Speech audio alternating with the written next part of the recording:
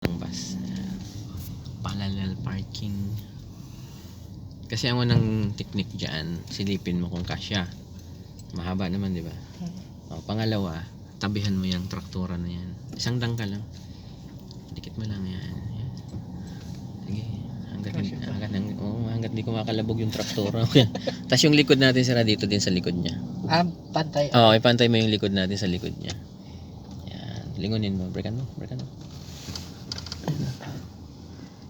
Tansya mo. Pantay o pantay? Okay na. Sige, reverse ka na yan. Tapos isang turn lang sir ang gawin mo. Right. Okay. Isang turn sa right. Yan, okay na yan. Huwag mo nang dagdagan. Atras ka lang ng atras. Tapos itong side mirror mo, hintayin mong lumagpas sa likod niya. Or, doon sa plate number. Yung lagay ng plaka, yung pinakagitna. Pag tumapat yung side mirror mo nang nakadiagonal ka, pwede mo nang ibalik yan. Papantay yung yung side mirror sa kanan. Stop. Oo, okay. Ito, nakapantay sa ito. Saka mo bawiin sa kaliwa ng sagad. Full turn yan sa left.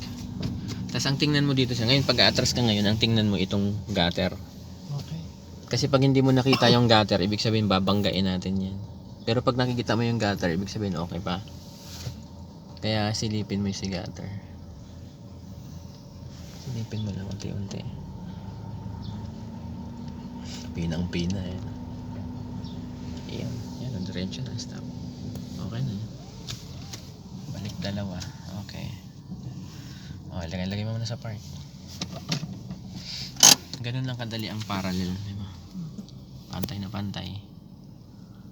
Sakto pang rails ulit eh.